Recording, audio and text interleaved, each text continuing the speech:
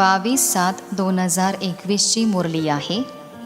आजच्या मुरलीचे सार आहे, गोड मुलांनो, वृक्षपती बाबांनी तुम्हा मुलांवर बृहस्पतीची दशा बसवली आहे. आता तुम्ही अविनाशी सुखाच्या दुनियेमध्ये जात आहात. प्रश्न आहे, अविनाशी बृहस्पतीची दशा कोणत्या मुलांवर बसते? त्यांची निशाणी कोणती आहे? उत्तर, जी मुलं जिवंतपणी त्यांच्या सर्व संबंधांचा त्याग करून स्वतःला आत्मा निश्चय करतात, अशा आत्मिक निश्चय बुद्धी असणाऱ्या मुलांवर बृहस्पतीची दशा बसते. त्यांच्या सुखाचे गायन आहे की अतींद्रिय सुख गोप गोपींना विचारा. त्यांची खुशी कधीच गायब होऊ शकत नाही. गीत आहे, ओम नमः शिवाय. ओम शांती. मुलांनी बाबांची महिमा ऐकली. आज जो दिवस आहे त्याला वृक्षपती दिवस म्हटले जाते. त्याला मिळून बृहस्पती म्हटले आहे. ह्यालाच गुरुवार पण म्हणतात. फक्त गुरुवारच नाही, परंतु सद्गुरुवार म्हणतात. बंगालमध्ये खूप साजरा करतात. महिमा पण केली जाते. मनुष्य सृष्टीचे बीज रूप म्हणून वृक्षपती म्हटले जाते. बीज आहेत तर पती पण आहेत. वृक्षाच्या बीजाला पिता पण म्हणतात. त्यापासून वृक्ष निर्माण होतो. हे मनुष्य सृष्टीरूपी झाड आहे. ह्याचे बीज वर आहे. तुम्ही जाणता की आम्हा मुलांवर आता अविनाशी वृक्षपतीची दशा आहे, कारण अविनाशी स्वराज्य मिळत आहे. सतयुगाला अविनाशी सुखधाम म्हटले जाते. कलियुगाला विनाशी दुःखधाम म्हटले जाते. आता दुःखधामचा विनाश होणार आहे. सुखधाम अविनाशी आहे. अर्धा कल्प चालतो. जे अविनाशी वृक्षपती स्थापन करतात. मुलांनी सेवेसाठी असे मुद्दे लिहिले पाहिजे. प्रदर्शनीमध्ये हे मुद्दे मुख्य समजवायचे आहेत, कारण मनुष्य तर काहीच जाणत नाहीत. बरोबर हेच ज्ञान आहे. आता बाबा नव्या आणि जुन्या दुनियेच्या मध्ये हे ज्ञान देतात. मग हे ज्ञान प्रायः लोप होऊन जाईल. देवतांना हे ज्ञान नसते. जर त्यांना हे चक्राचे ज्ञान असेल तर मग राज्याची मज्जाच येणार नाही. आता पण तुमचे विचार चालतात की काय हे राज्य घेऊन पुन्हा आपले असे हाल होतील. परंतु हे तर नाटक बनलेले आहे. चक्र तर फिरणारच आहे. दुनियेच्या इतिहास भूगोलाची पुनरावृत्ती होते. कशी पुनरावृत्ती होते हे तुम्ही मुलं आता जाणता. ही मनुष्य सृष्टी आहे. तुमच्या बुद्धीमध्ये मूलवतनचे झाड पण आहे. सर्वांचे विभाग वेगवेगळे आहेत. ह्या गोष्टी कोणाच्याही बुद्धीमध्ये कधीच येत नाहीत. कोणत्या शास्त्रांमध्ये या लिहिलेल्या नाहीत. आपण आत्मे मूळ शांतीधामचे रहिवासी आहोत. अविनाशी आहोत. कधी विनाशाला प्राप्त होत नाही. ते समजतात की बुडबुडा पाण्यातून निघून मग त्यामध्येच मिसळून जातो. तुमच्या बुद्धीमध्ये तर संपूर्ण रहस्य आहे. आत्मा अविनाशी आहे, ज्यामध्ये सर्व अभिनय नोंदलेला आहे. हे चक्राचे ज्ञान कोणत्याही शास्त्रांमध्ये नाही. जरी कुठे स्वस्तिक पण दाखवतात. चक्राच्या फक्त थोड्या रेषा दाखवतात, ज्यामुळे सिद्ध होते की अनेक धर्म आहेत. बाबांनी समजावले आहे की मुख्य धर्म आणि शास्त्र 4 आहेत. सतयुग त्रेतामध्ये तर कोणताही धर्म स्थापन होत नाही. तिथे कोणते धर्मशास्त्र पण नाही. हे सर्व द्वापरपासून सुरू होतात. मग पहा किती वृद्धी होते. ठीक आहे, मग गीता कधी सांगितली?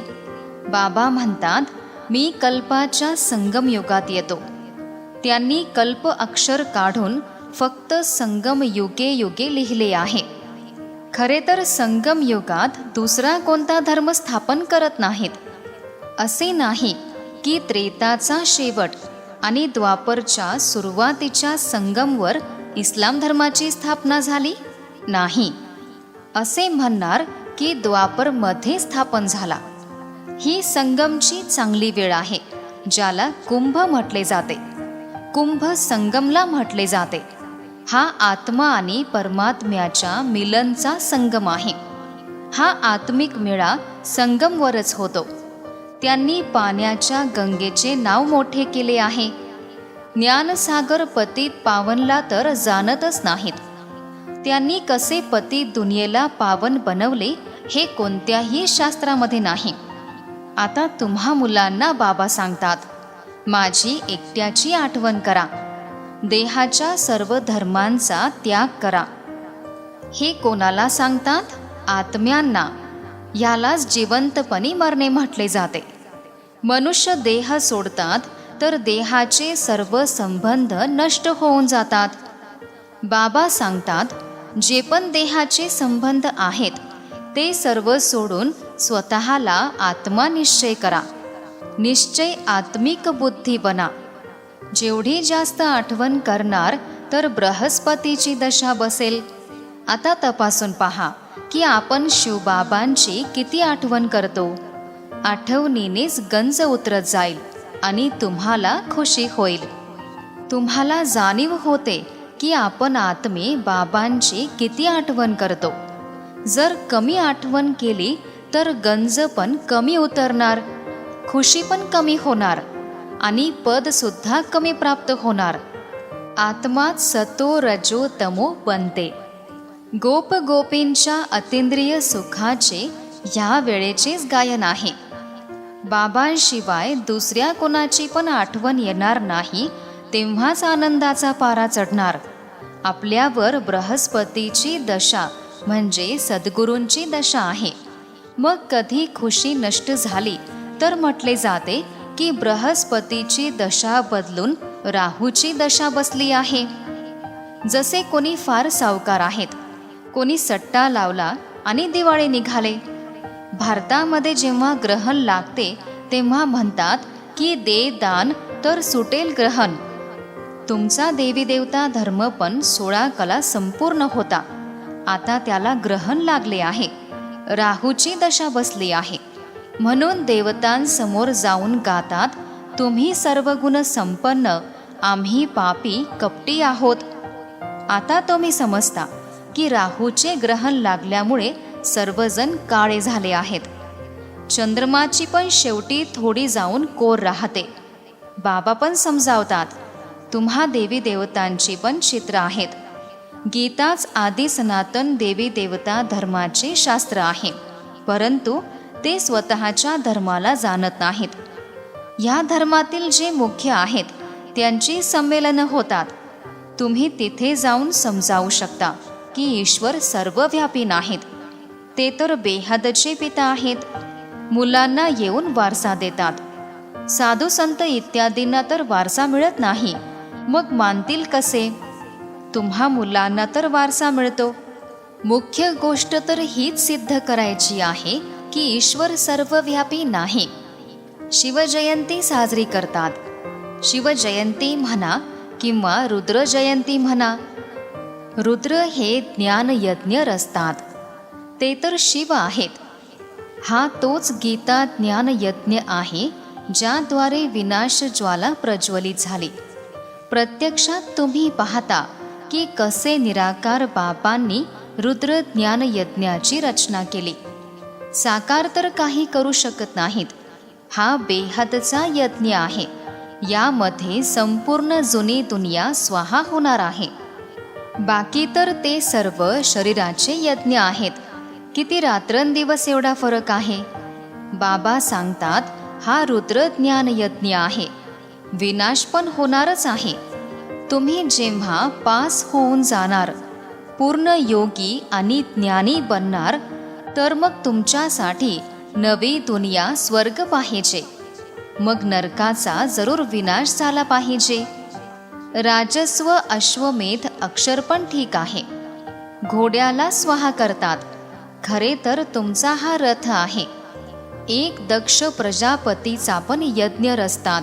त्याची पण गोष्ट आहे. आता तुम्हा मुलांना किती खुशी झाली पाहिजे. आपल्याला वृक्षपती बाबा शिकवत आहेत. आपल्यावर आता बृहस्पतीची दशा आहे. आपली अवस्था फार चांगली आहे. मग चालता चालता लिहितात, बाबा आम्ही तर गोंधळून गेलो आहोत. ह्या आधी आम्ही खूप आनंदात होतो. आता माहीत नाही काय झाले. इथे येऊन बाबांचे बनणे ही मोठी यात्रा आहे. तिथे तीर्थयात्रांवर जातात तर किती पैसे खर्च करतात. आता इथे तर दान करण्याची गोष्टच नाही. यामध्ये काही पैसे खर्च करायचे नाहीत. त्या शरीराच्या यात्रा आहेत आणि तुमची आत्म्याची यात्रा आहे. शरीराच्या यात्रेने काहीच फायदा नाही. जसे गाण्यामध्ये पण आहे ना, चारी बाजूंनी चक्कर मारले तरी पण जन्मोजन्मी दूरच राहिले. आता तुम्ही समजता किती अनेक यात्रा केल्या आहेत. कुठेतरी मनुष्य जरूर जातात. हरिद्वारला गंगेवर जरूर जातात. पतित पावनी गंगा समजतात. आता खरे तर तुम्हीच खऱ्या ज्ञानगंगा आहात. तुमच्याजवळ पण अनेक जण येऊन ज्ञान स्नान करतात. बाबांनी सांगितले आहे, सद्गुरू एकच आहेत. सर्वांचे सद्गती दाता. एका सद्गुरूंशिवाय दुसरे कोणी गुरु नाहीत. बाबा म्हणतात, मी तुम्हाला प्रत्येक कल्पामध्ये संगम युगात येऊन सद्गती देऊन पुजारीपासून पूज्य बनवतो. मग तुम्ही पुजारी बनून दुःखी बनता. हे पण आता माहीत झाले आहे. बरोबर आपले अर्धा कल्प राज्य चालते. नंतर द्वापरमध्ये आपणच देवी देवता वाम मार्गामध्ये जातो. जेव्हा रावण राज्य सुरू होते तेव्हापासूनच वाम मार्ग सुरू होतो. त्याच्या पण निशाणी आहेत. जगन्नाथच्या मंदिरामध्ये जा. तिथे आतमध्ये काळी मूर्ती आहे. बाहेर देवतांचे खराब चित्र आहेत. त्यावेळी आपल्याला पण हे समजत नव्हते की हे काय आहे. विकारी मनुष्य विकारी दृष्टीनेच पाहतात तर समजतात की देवता पण विकारी होते. हे लिहिलेले आहे की देवता वाम मार्गामध्ये जातात. पोशाख देवतांचा दाखवला आहे. इथे पण दिलवाडा मंदिरामध्ये जा तर वर स्वर्ग दाखवला आहे आणि खाली तपस्येमध्ये बसले आहेत. ह्या संपूर्ण रहस्याला दुसरे कोणी जाणत नाहीत. बाबांचा रथ तर अनुभवी आहे ना, म्हणजे ब्रह्मा बाबा अनुभवी आहेत. तुम्ही मुलांनी आता समजून घेतले आहे की आत्मा व परमात्मा बराच काळ वेगळे राहिले. तुम्ही आधी वेगळे झाले, मग तुम्हीच येऊन पहिले भेटता. सतयुगाचे पहिले राजकुमार श्रीकृष्ण आहे. श्रीकृष्णाचे पिता पण असतील ना. कृष्णाच्या माता पित्याबद्दल एवढे काही दाखवत नाहीत. फक्त एवढे दाखवतात की डोक्यावर घेऊन नदीमधून पार घेऊन गेले. त्यांचे राज्य इत्यादी काही दाखवत नाहीत. त्यांच्या पित्याची महिमा का नाही. आता तुम्ही जाणता की यावेळी कृष्णाच्या आत्म्याने चांगल्या प्रकारे शिक्षण घेतले आहे, ज्यामुळे त्यांच्या माता पितापेक्षा पण उच्च पद प्राप्त केले. तुम्ही समजता आपण श्रीकृष्णाच्या राजधानीमध्ये होतो. स्वर्गामध्ये तर होतो ना. मग आपण चंद्रवंशी बनलो. आता पुन्हा सूर्यवंशी बनण्यासाठी श्रीमतावर चालून पावन बनून पावन दुनियेची मालक बनत आहोत. प्रत्येकजण आपल्या अवस्थेला पाहू शकता. जर आपण ह्यावेळी हा देह सोडला तर कोणत्या गतीला प्राप्त करणार प्रत्येकजण समजू शकतो. जेवढी बाबांची आठवण करणार तेवढे विकर्म विनाश होतील. मनुष्यांवर जेव्हा कोणते संकट किंवा दुःख येते किंवा दिवाळ निघतं तर साधूकडे जाऊन सत्संग करतात. मग मनुष्य समजतात की हे तर भक्त मनुष्य आहेत, ते फसवणार नाहीत. तर असे पण 2-4 वर्षांमध्ये बरेच धनवान बनतात. त्यांच्याजवळ भरपूर लपवून ठेवलेले पैसे असतात. प्रत्येकजण आपल्या बुद्धीने समजू शकतात. तुमच्यामध्ये पण अनेक जण आहेत जे फार कमी आठवण करतात. म्हणून बाबा म्हणतात, आपले कल्याण करू इच्छिता तर स्वतःजवळ नोंद वही ठेवा, म्हणजे चार्ट लिहा. आपण दिवसभरात किती वेळ आठवण केली? मनुष्य तर संपूर्ण जीवनाचा इतिहास लिहितात. तुम्हाला तर फक्त आठवणीचा चार्ट ठेवायचा आहे. त्यामुळे स्वतःचीच उन्नती होईल. बाबांची आठवण केली नाही तर उच्च पद प्राप्त होणार नाही, विकर्म विनाश पण होणार नाहीत. मग उच्च पद कसे मिळणार? मग दंड भोगावा लागेल. जे दंड भोगणार नाहीत त्यांना चांगले पद मिळेल. दंड भोगून मग काही थोडेफार पद प्राप्त केले तर ते काय कामाचे? धर्मराजाचे दंड न भोगणे, बेइज्जत न होणे हा पुरुषार्थ करायचा आहे. तुम्ही पाहता शिवबाबा आहेत तर मग त्यांच्यासोबत धर्मराज पण आहे. तुम्हाला सर्व साक्षात्कार करवतात. तुम्ही हे केले होते, लक्षात आहे? मग आता दंड भोगा. मग त्यावेळी दंड पण तेवढाच खातात जेवढा जन्मोजन्मी खात आले. शेवटी थोडी भाकर तुकडा मिळेल, त्यामध्ये काय फायदा आहे? दंड तर खायचे नाही ना. मग आपल्या अवस्थेची तपासणी करा. जसे जमा खर्च पाहतात, कोणी 6 महिने तर कोणी 12 महिन्याचा तर कोणी दररोजचा पाहतात. बाबा म्हणतात तुम्ही पण व्यापारी आहात. कोणी विरळाच व्यापारी बेहदच्या बाबांसोबत व्यापार करेल. धन नसेल तर तन मन तर आहे ना. त्यांना सराफ पण म्हटले जाते. जसे मट्टा सट्टा करतात. तुम्ही तन मन धन देता, त्याच्या बदल्यात 21 जन्मांसाठी किती वारसा मिळतो? बाबा आम्ही तुमचे आहोत अशी युक्ती सांगा जी आमची आत्मा आणि देह ह्या लक्ष्मीनारायणासारखे बनतील. मग बाबा सांगतात मी तुम्हाला किती गोरा बनवतो, एकदम रूपच बदलून टाकतो. दुसऱ्या जन्मांमध्ये तुम्हाला एकदम चांगला देह मिळतो. तुम्ही वैकुंठामध्ये पण पाहता. तुम्ही जाणले आहे हे मम्मा बाबा नंतर लक्ष्मीनारायण बनणार. मुख्य ध्येय पण दाखवतात. आता जो जेवढा पुरुषार्थ करणार, जर पुरुषार्थ पूर्ण केला नाही, गोंधळच घालत राहिले तर त्यांचे पद भ्रष्ट होईल. अच्छा, गोड गोड फार फार वर्षांनी भेटलेल्या मुलांप्रती मातपिता बाप दादांची प्रेमपूर्ण आठवण आणि सुप्रभात. आत्मिक पित्याचा आत्मिक मुलांना नमस्ते. आत्मिक मुलांचाही आत्मिक पित्यांना नमस्ते. धारणेसाठी मुख्य सारांश आहे. पहिला सारांश, स्वतःच्या अवस्थेची तपासणी स्वतःच करायची आहे. स्वतःच्या कल्याणासाठी रोजची नोंद वही ठेवायची आहे, ज्यामध्ये आठवणीचा चार्ट लिहायचा आहे.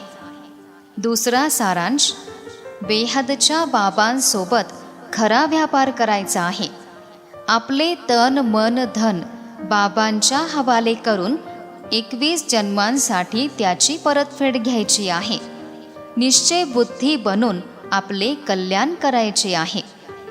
आजचे वरदान आहे, पहिल्या श्रीमतावर विशेष लक्ष देऊन पायाला म्हणजे फाउंडेशनला मजबूत बनवणारे सहज योगी भव. विस्तार आहे, बाप दादांची पहिल्या क्रमांकाचे श्रीमत आहे, स्वतःला आत्मा समजून बाबांची आठवण करा. जर आत्म्याशिवाय स्वतःला साधारण देहधारी समजले तर आठवण राहू शकत नाही. तसे पण कोणत्या 2 वस्तूला जेव्हा जोडतात तर आधी समान बनवतात. तसेच आत्मा समजून आठवण करा, मग आठवण सहज होऊन जाईल. ही श्रीमतच मुख्य पाया आहे. ह्या गोष्टीवर सतत लक्ष द्या तर सहज योगी बनणार. आजचे बोधवाक्य आहे, कर्म आत्म्याचे दर्शन करवणारा आरसा आहे, म्हणून कर्माद्वारे शक्ती स्वरूपाला प्रत्यक्ष करा. ओम शांती.